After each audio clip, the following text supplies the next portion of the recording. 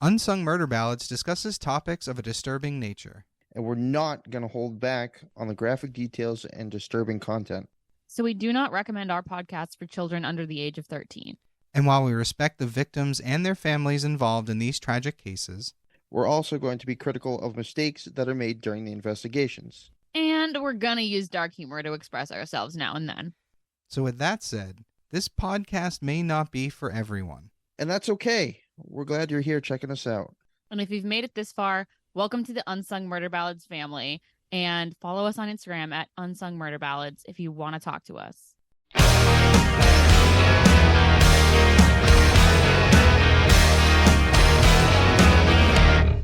Hey everybody, welcome back to Unsung Murder Ballads. This is episode 98. I am Janus Dead. I'm Jameson Dead. And I'm Joyous Dead. So as we said last week, tonight we are doing our third murder ballad, Fumbles.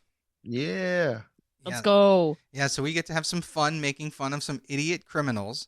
But before we really get started, and I know we say this in the disclaimer, but in this episode in particular, I want to just say, if you can't handle us making fun of people for being stupid, stop now, come back next week. Because this is going to be, we're going to be making fun of some really stupid people.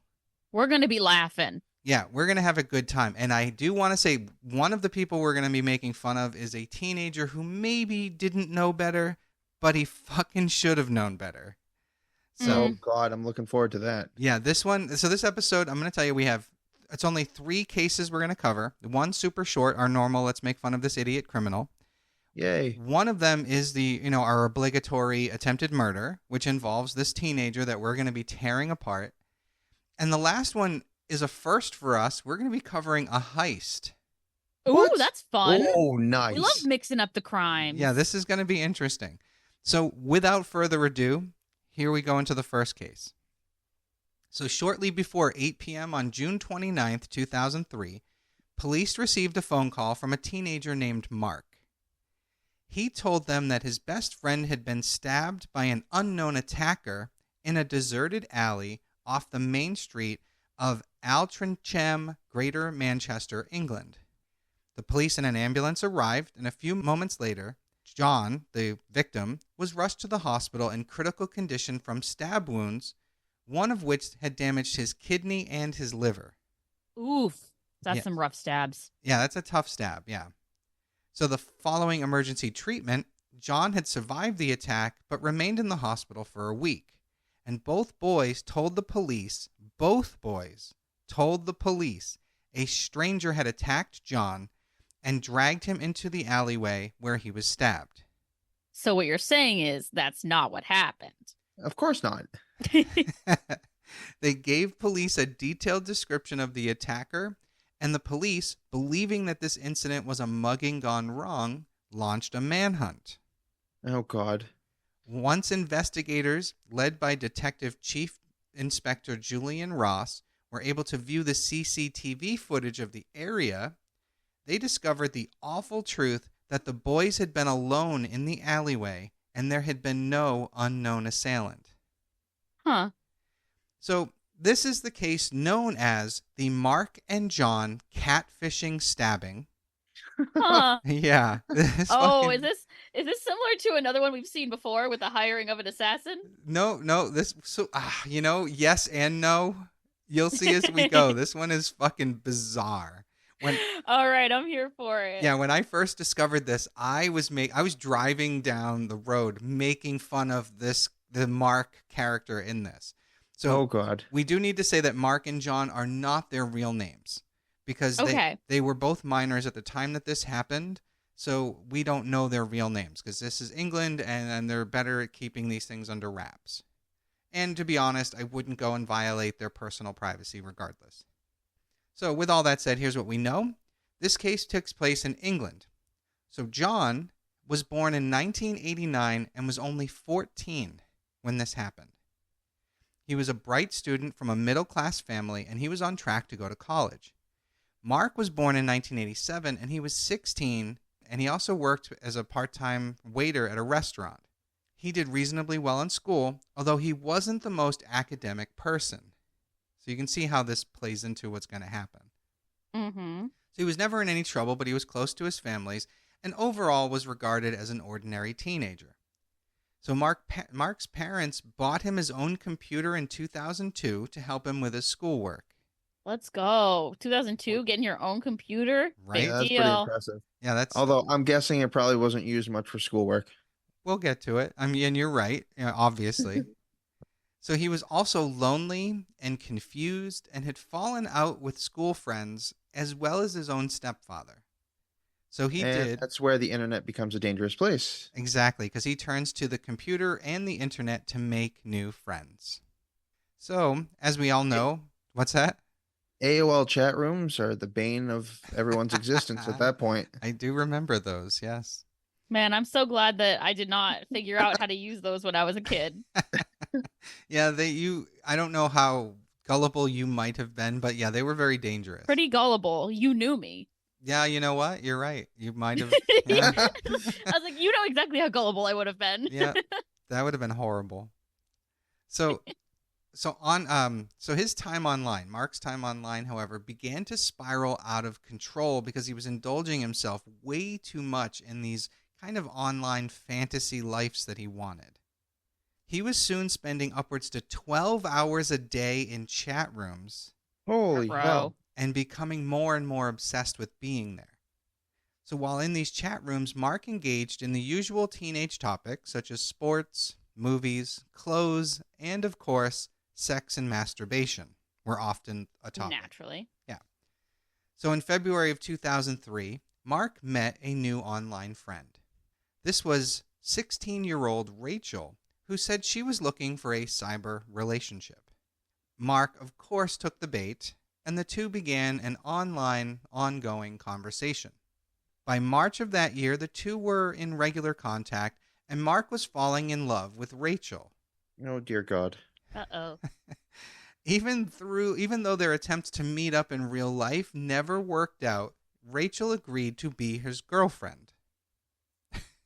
Love an internet girlfriend. To me, if the first time someone can't meet up with me in person, I might give them a pass, maybe, because I'd be skeptical from go.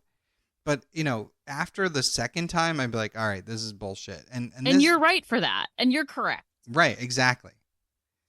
So at one point, Rachel introduced Mark via these chat rooms and these conversations to her younger brother, 14-year-old John. Rachel told Mark that John had a brain tumor. So Mark would spend almost as much time chatting with John as he did with Rachel, and the two boys became friends as well. When the two boys decided that they wanted to meet up in person, John's parents were aware of it but kind of kept their eyes on the proceedings. Mm-hmm. Now, knowing the risks involved, they warned John not to give out his home address or telephone number. And John's parents even went so far to meet Mark's parents. And wow. The adults... And still no Rachel. Still no Rachel. Exactly. Hilarious. And the adults seemed happy that their sons had become friends and would remain so. Like, they were kind of excited for the two. So, Mark was then contacted by other people online.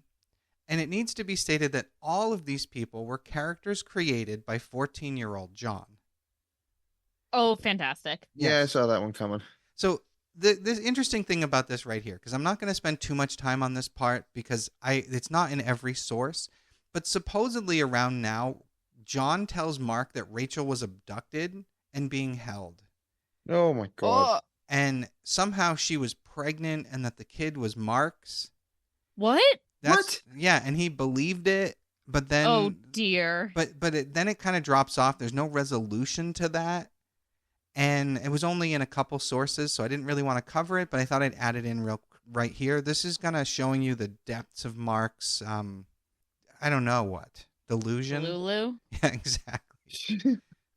So the first new character to contact Mark was supposedly a 40-year-old woman from London named Janet Dobinson, who contacted him in April of 2003, telling him that she worked for the British government. She was part of the MI6. Like wow. James Bond kind of shit, right? Huh. So Dobson began to hint at a complex plot that involved a letter containing the Queen's seal, secret agents, and the world's most expensive jewels, and a massive safe at the bottom of the Atlantic Ocean. What the fuck? Right? Holy crap. Hey, what? Did we just change cases? What's going on right now? I swear to God. So Dobinson told Mark that he would have to travel to London to meet the Queen, the Prime Minister, and the head of the Secret Service. Oh my Oh, God. this is ridiculous. So I want to know how much time John has on his hands to create all of this. He's 14, man. He's got all the time in the world. So Mark later told police that he thought Dobinson's claims were stupid at first, but then went along with them out of curiosity. And as time went by and they spoke at greater length, he began to feel that it was more and more real. Oh my goodness. This kid's convincing. Yeah, he's definitely very stupid. I mean, sorry, yes, Mark is stupid while John is very convincing. But again, to a lonely 16-year-old. Yeah. Yeah. So Dobinson told Mark that he had become an agent for the British Secret Intelligence Service and that he had an agent number now, which was 47695. Oh my God, I can't keep a straight face just sitting here listening to this. This is insane. Oh, good. This is great. This is fucking ridiculous. Who falls for this? Oh, someone who wants to hear that and wants to believe it. You know, you can't, I guess you're right. We can't underestimate the power of loneliness. This is 100% true. Yeah, and wishful thinking. Yes. Can you imagine this wanting this so bad? So, and apparently giving him an agent number convinced Mark that he was actually a secret agent with his own license to kill. Shut the fuck up. I wish I was joking. Oh, not the license to kill. So John's fantasy world was growing and was his own feelings of attachment towards Mark. So he kept creating more characters, both male and female, to contact Mark. And for months, they exchanged lengthy conversations, some of which turned sexual in tone and content. Mark reportedly even masturbated in front of his webcam on more than one occasion at the request of some of John's fake characters. Ooh. Wow. Yeah. That's a whole different breach of privacy there. Yes, it is. Whoa, I hate it. Could you imagine thinking... That's also child pornography. Yes, it is. But they're both minors. Yeah, but child on child. Well, yeah, I was just saying, it doesn't matter if it's two children. You can still you can still become a sex offender if you do that. No, you're 100% right. Like, teenagers who are sending nudes of each other are both committing that crime. You're right. Yes. So John then went and devised a new plan, and posing as Agent Dobinson, ordered Mark, the new secret agent, to murder him, as in murder John. Oh. Yes. Wow. Yes. So Mark is now being ordered to kill his new friend John. He's ordering him to kill himself. What a weird way to commit suicide. Yeah. That's like just so many extra steps. So the reason for the murder that was presented to Mark was this was going to be a test to prove that he was capable of being this new secret agent that he had become. He was told that his reward would not only be carrying out work for the British Secret Service, but that he would receive money and sexual favors from Dobinson. Wow. Famously, the government pays you in sexual favors. Right? I mean, we all know that. I mean, come on. Obviously. And he was also told by Dobinson that if the mission needed to be abandoned, that Mark would receive a text message with a code, which was 6969. Shut the fuck up.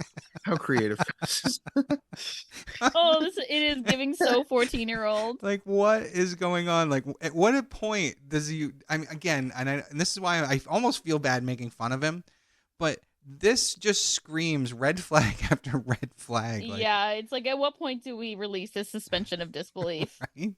69. I'm done. Ridiculous. So on Sunday, June 29th, 2003, the two teenage boys set out from Altrincham, Greater Manchester. They met up at the Traffold Shopping Center, where Mark casually told John that he needed to buy a knife. Now imagine, so I love this dynamic. You've got one kid who thinks he's going to kill his friend, and his friend has no idea what's happening. But the other kid knows exactly what's going to happen, what's going on. Insane. So Mark went and withdrew money from an ATM, and they went into a shop, and Mark told John to pick out a knife. What the fuck? He's like trying to help him defend himself? No. Or he's having pick out the knife. No, he's picking out the murder weapon. Exactly. Jesus fucking Christ. So John went and chose a 6-inch blade, and Mark paid for it. Mark would later tell police that letting John select the knife would somehow make his death easier for him. Interesting, because it feels like he's participating. I guess. Or he feels less guilty about it because the kid picked out his own murder weapon. Yeah, I can't say it makes a lot of sense. So at this point, apparently, Mark began to feel sick and dizzy, and the boys sat down for a rest, and he was having disturbing visions about what he was about to do, as in stabbing his friend to death. Yup. Mark tried telling John how he was feeling, saying that he, quote, might have to do something, unquote, that day. John sat there and remained silent. The two boys then went to So weird. Again, what a weird way to kill yourself. Truly. So the boys then went to McDonald's, and they had a Coke before they headed towards Goose Green, a fashion area in that mall, like strip mall kind of thing. It was here that they entered a deserted alleyway. So apparently John seemed determined to go ahead with his suicide here because he does not send the text of 6969 to abort the plan. Oh my God. Mark told John that he was his best friend before plunging the knife into John's stomach. Oh. John shouted at Mark to stop and started to scream in pain. Mark tried to get the younger boy to calm down and to be quiet as to not attract attention. Mark reported to police later that he had not felt in control at that point, determined to complete his mission and plunge the knife into John's body once again. Mark then called the police, and both boys told the bogus story of an unknown person attacking John. So even though he didn't want to die after getting stabbed, he still sticks to the story. Really fucking weird. Crazy. But again, it's a 14-year-old, so it's hard to imagine what he's really going through. So during police questioning, Mark told of how he had been recruited via an internet chat room by Dobinson, from the British Secret Service. Oh my God. And for a while, he still had no idea that John was the one giving him those orders to kill him. Just fucking insane. Can you, I can't believe this is real life. This would have been a bad movie. And really bad. Imagine being that investigator hearing that. I don't think I would have been able to not laugh, even though I knew there was a victim in the hospital. Right. So a criminal intelligence analyst named Sally Hogg was called in to discover who Dobinson really was. Hogg examined 58,000 lines of chat room conversation from Mark and John's laptop. That's a lot. Initially, the investigation team were somewhat puzzled by what they had found, and they actually arrested a young woman because John had somehow hacked her email account. What the fuck? Yeah. This kid's savvy. He's really good for a 14-year-old. But they eventually realized their mistake and had released her. And it was at this point that they realized that 5 of the 6 characters that John had created had misspelled the word maybe while typing so that it was spelled M-Y-B-Y-E, leading her... Oh, that's a tell. And that led her to conclude that all of these characters were, in fact, one person. So the computer experts were able to ascertain that the last person who logged into John's computer was Dobinson. And after ruling out all of his family members, his mother, his stepfather, his sister, They came to the obvious conclusion that this was all concocted by John. Wild. When police investigators confronted John, he broke down and told them everything. So Damn. Yeah, right. Can you? I still blown away by it. Like, I would have been sitting there going, "You're telling me a 14-year-old did all this?" Right. That's why I said earlier, holy crud, he has a crap ton of time on his hands. Way too much. And we'll get to it, so I won't say it here. So this was the first case in British law courts where one person had incited his own suicide in this manner. I think it might. Right. It's like truly a bizarre case. And thankfully, Mark wasn't successful in this murder. So on February... Thank goodness. Yeah. I mean, I'm sure this kid, wherever he is today, because he would be well into his 30s at this point, is probably grateful that his plan didn't work. Yeah, when he was like a stupid 14-year-old. Right. I mean, I think of the stupid things I did, and it is nothing compared to this. Yeah, this is pretty up there. Friday, May 28th, 2004, both Mark and John appeared before the Manchester Crown Court. Judge David Madison, the Recorder of Manchester, called the case extraordinary and said, quote, "Skilled writers of fiction would struggle to conjure up such a plot that we see here. Truly. It's staggering to be dealing with a case that arises out of a 14-year-old boy's intention of false personalities, false relationships and events arranged for his own killing at the hands of a 16-year-old boy who he met via a chat room," unquote. Fucking crazy. Absolutely ridiculous.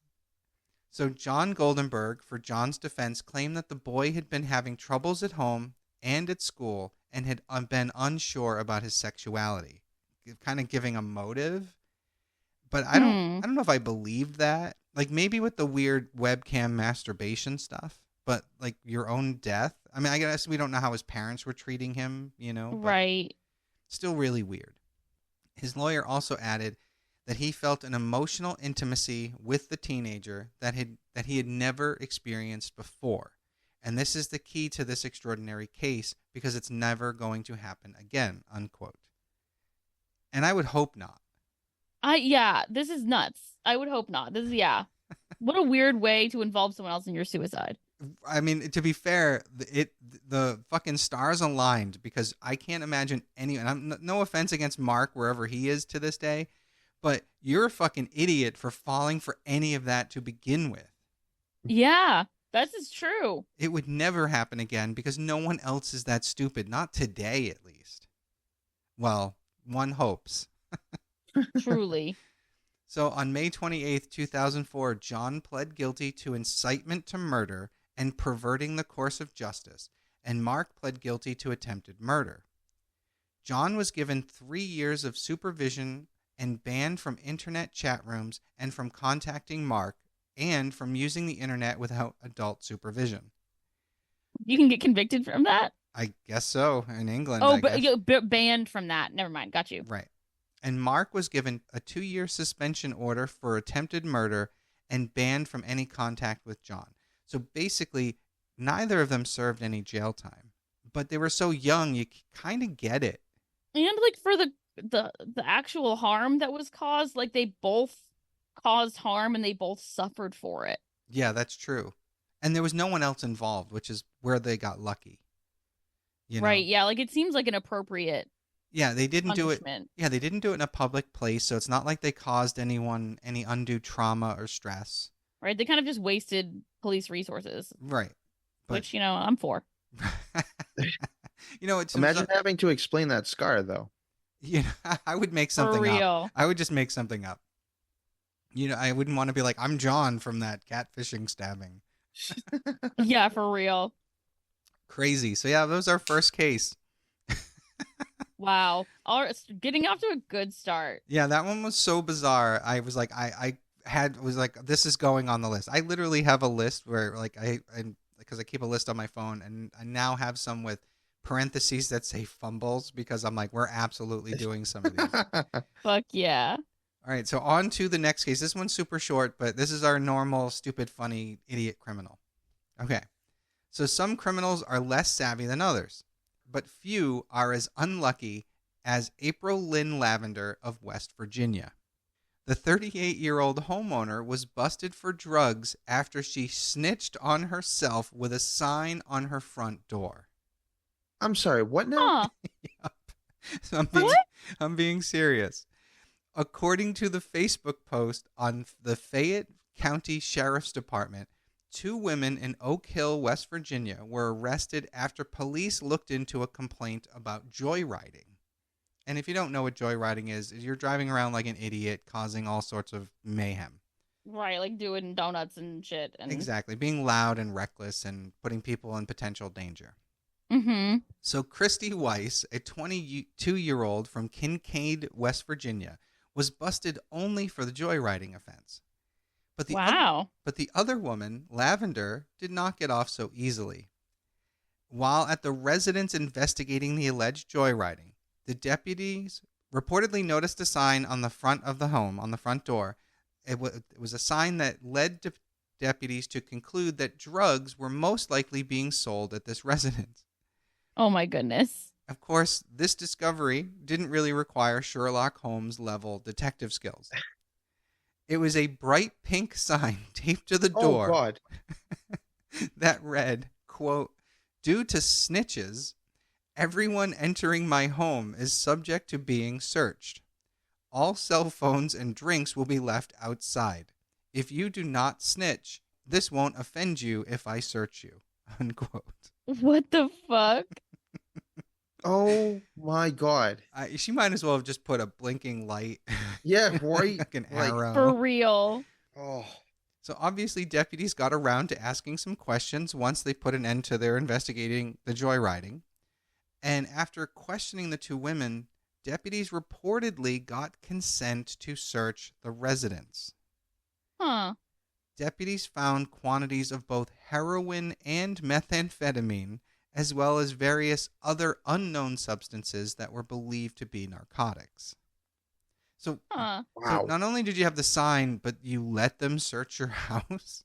Right. Wouldn't you want to like fight that or ask for a warrant yeah, or exactly. something? Come back with your warrant, So Dang. Sheriff Steve Kessler stated, quote, "If someone posts a sign on their front door about searching snitches, it's a pretty safe bet that there are illegal drugs being sold out of that location." Yeah, really not the wisest, but people do shit like that truly all the time. Like, I see so many things posted on social media that I'm like, you probably should admit to that. Well, and that could be a whole list of itself because people have been caught after having committed lots of crimes for what they've posted on social media. Right. Like, I see shit all the time where I'm like, girl, I wouldn't have posted that. Yeah, some people are stupid as fuck. That's really what it breaks down to. Ain't that the truth? Now that just reminds me of the Cops episode where the lady flagged down a cop because somebody stole her crack. I've heard about those. Like, yep. Oh, that's great. There was one I heard, and this is not here because I don't remember all the details, but some guy broke into a bar and was trying to steal the jukebox and had loaded it into his pickup truck, but the mud was so thick that day that he got stuck in the mud, so he called the police for a push. Oh my God. Yeah. So that's great. So back to this story. Both Weiss and Lavender were arraigned in the Fayetteville County Magistrate Court, and they were remanded on $1,500 bail for Weiss and a $10,000 bail for Lavender.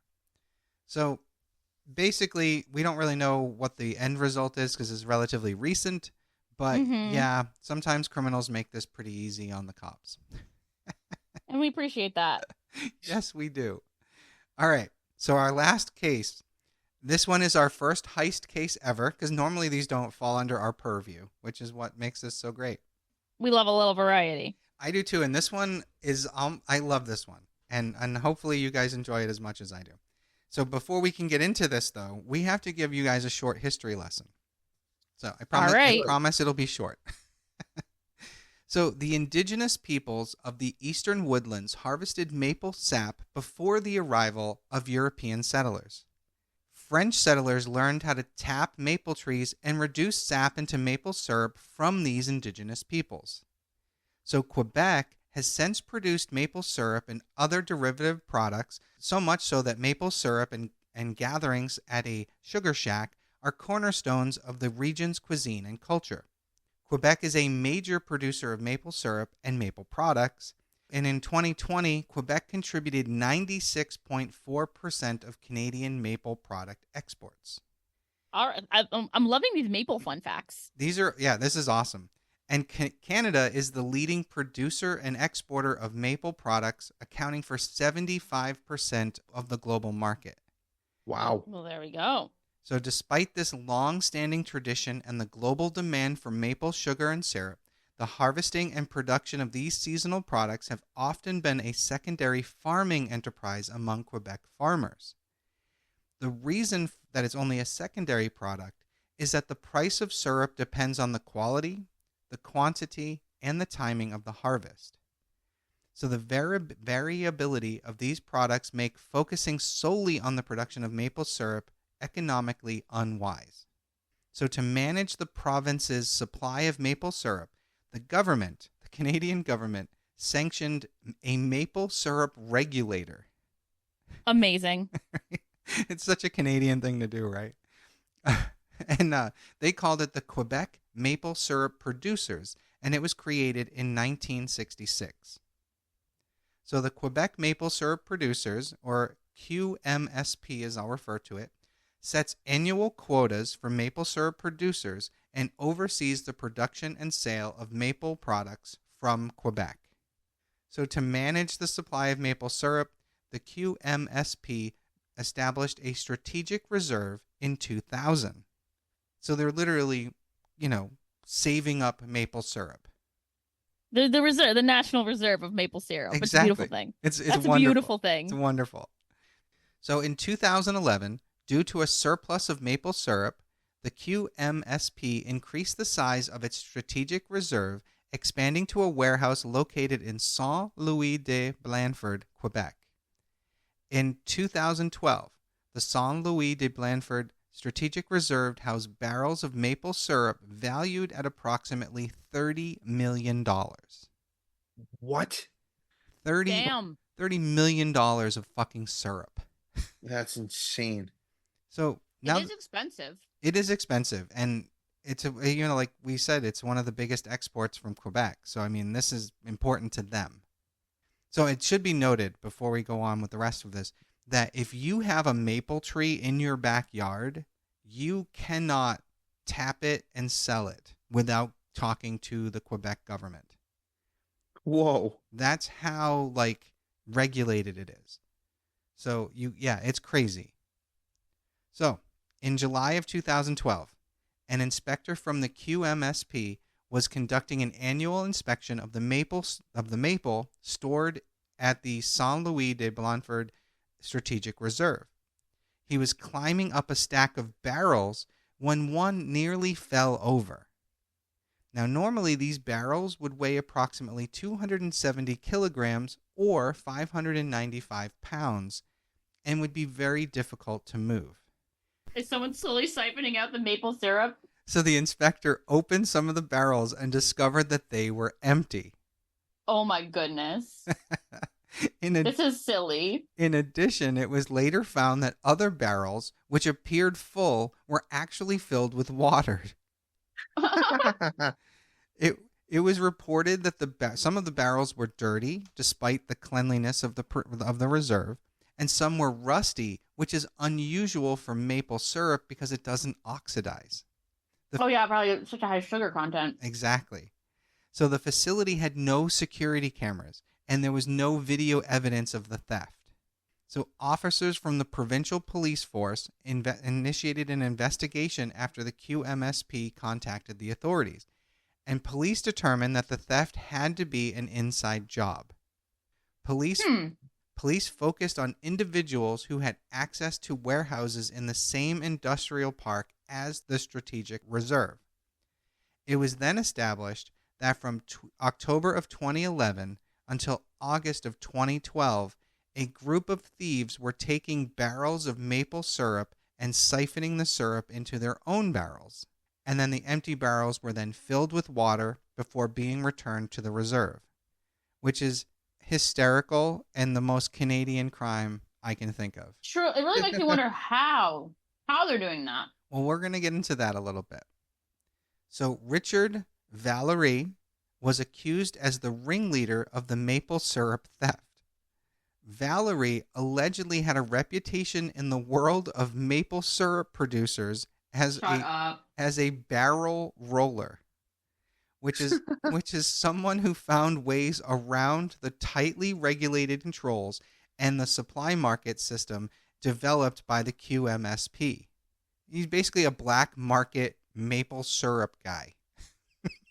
This is amazing. Incredible. Valerie reportedly learned of the strategic reserve from a man named Avec Caron, whose spouse was the co-owner of the warehouse where the syrup stockpile was held. Caron testified that he was introduced to Valerie shortly after the warehouse began to be filled with the barrels of syrup. During a police interview in 2014, Richard Valerie admitted to participating in the black market for a decade prior to the theft, and that he had been previously pursued by the QMSP for this activity. Damn, and he can't stop coming back. He loves that sugar. Well, I mean, there must be good money in it. That would be my guess. So Valerie's co-conspirators claim that their actions were not theft, as the QMSP's supply management practices were unfair to producers. So this goes back to how regulated it is. So even if you have a tree in your backyard, you can't sell it. It's fucking crazy. Right, that's true. So the thieves distributed their stolen maple syrup from a legitimate operation located in New Brunswick, so outside of Quebec. So New Brunswick had a smaller maple syrup industry, and therefore it wasn't subject to the price and production controls that were in place in Quebec. So they literally are stealing the syrup, moving it across province lines, and selling it there because it was less regulated. Smuggling syrup. Can you imagine? This is like, it sounds like cocaine from Colombia. Seriously. It does. And it's amazing. It's so funny. And so from New Brunswick, the stolen maple syrup was shipped and sold in Ontario and in the U.S. Wow. I wonder if I ever had some stolen syrup. Right. You might have inadvertently contributed to this crime. So over a 10-month period, the thieves managed to steal approximately 2,700 tons of maple syrup. Holy Damn. crap. That's a lot of syrup. Authorities were only able to recover 450 tons of the syrup, and some of it had to be destroyed because they considered it unsafe for human consumption. Right. If they're siphoning it, then it's no longer clean. Yeah, who knows how... I don't even want to know what the process was. And I wonder how many people may have gotten sick from it. Ugh, I hope none, but can't be too sure. So the police investigation was exhaustive, with over 300 people interviewed and 40 search warrants issued. Damn. They took their fucking maple syrup heist very seriously. This seriously does sound like a drug ring. What? Yeah, it's crazy. Like, it's maple syrup, and yet it's not. It's so much more than that. Right. And I feel like their fumble was that they forgot to fill up one of the barrels with water. Had they not left them empty, they might have never... Who knows how much longer it would have taken to be discovered. Right. I mean, imagine explaining that as a prisoner. What are you in for? Well, that's very smuggling. True. But you know what? That might be one of those crimes that everyone respects, you know? Yeah, they're like, oh man, yeah, I used to be into that. So 4 men, including Richard Valerie, were convicted for their role in this theft. Valerie, the accused ringleader, was sentenced in April of 2017 to 8 years in prison, plus a $9.4 million fine. Holy shit. Damn. And if he was unable to pay that fine, his sentence would be extended to 14 years instead of 8. Well, I'm guessing he spent 14 years. Who knows? I mean, I don't know how much money he would have made from the 2,700 tons of syrup he sold. Right. That's crazy.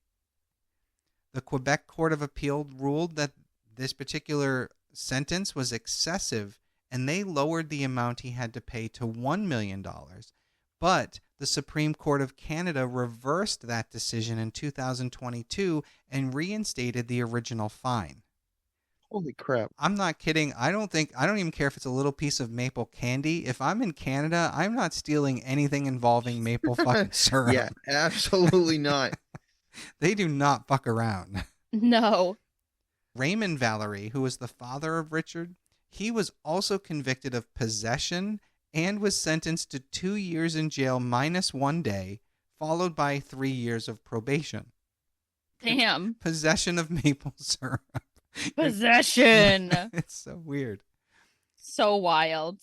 Etienne St. Pierre, a New Brunswick-based syrup reseller, was sentenced to 2 years minus 1 day and 3 years of probation, as well as an $850,000 fine for his role.